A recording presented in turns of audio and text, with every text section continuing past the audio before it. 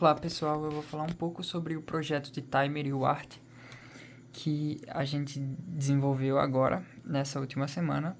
Então eu tô aqui com um documentozinho e basicamente eu vou ser um pouco mais direto ao ponto por ter o tempo reduzido. Na última atividade eu extrapolei um pouco o tempo.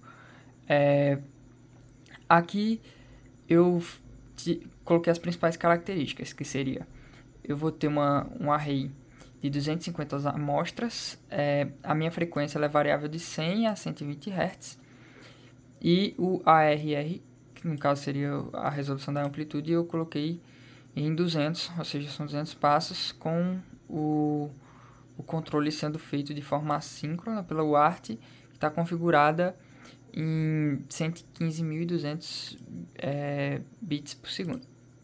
Aí o que a gente tem aqui?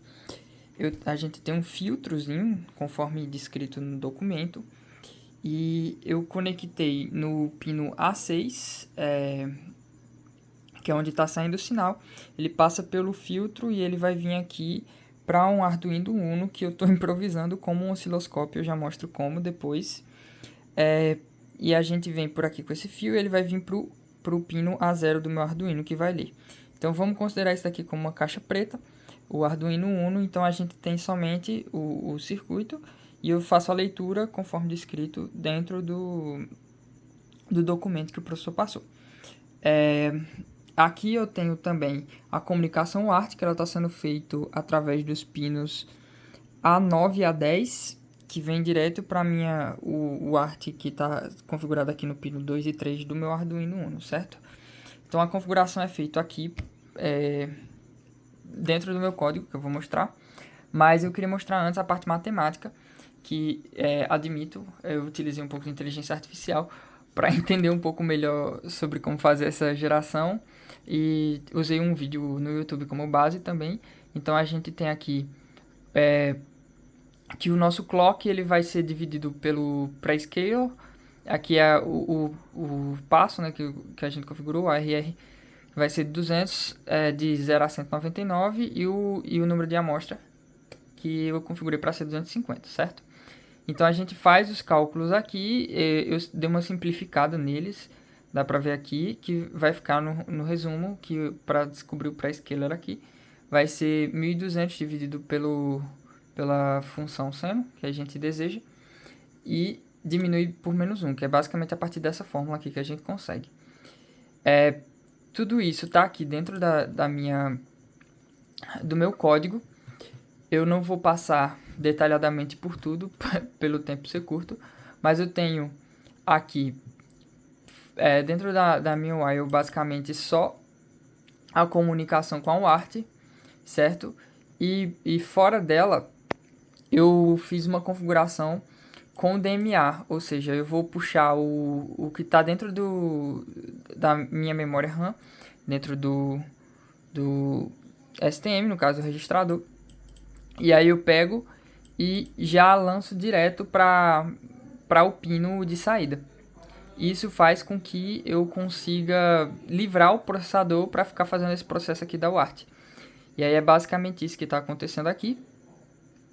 Tem as configurações da UART e dos pinos no geral. E eu vou mostrar mais ou menos como ficou dentro do Arduino.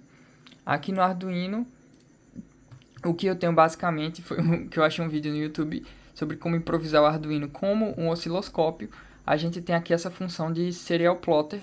Então, a partir da comunicação UART e o pino A0 aqui que eu configurei para ele ficar printando toda hora, eu consigo ver como fica esse plot dentro da ideia do Arduino. Então eu fiz essa configuraçãozinha e usei aqui a UART em um código bem simples para conseguir fazer essa configuração. E aí a gente tem aqui o plotter do Arduino, então já está tudo conectadozinho aqui. E aí, assim que eu aperto em Run, ele vai ficar plotando a minha senoide. E eu posso configurar aqui, ó, digitando por meio da UART. Assim que eu mandar o Send, ele diminui ou aumenta a amplitude conforme eu coloco. Então eu posso colocar 30, vai diminuir ainda mais a amplitude. E posso também colocar, por exemplo, 60, que foi o que eu usei como base para ficar uma senoide mais perfeitinha.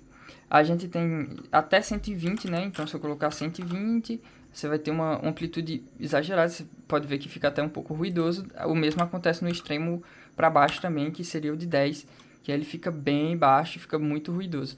Mas se você colocar a partir dos 40 para cima, aí você já consegue enxergar uma senoide melhor. Por aqui, se você apertar em Stop, você consegue ver bem direitinho como está a senoide e os valores que estão sendo aplicados. Esqueci de ressaltar aqui, eu já passei dos 5 minutos, mas eu esqueci de ressaltar que aqui dentro do meu código eu faço uma geração a partir da fórmula, e aí ele está fazendo com um double, mas depois eu faço uma conversão aqui para um inteiro, para que é a forma como o timer vai conseguir entender lá. E aí eu consigo fazer essa configuração aqui com o inteiro. Então é isso, pessoal. Espero que vocês tenham entendido e visto aqui mais ou menos como foi a configuração. E esse código vai estar disponível dentro do GitHub, caso vocês queiram dar uma olhada.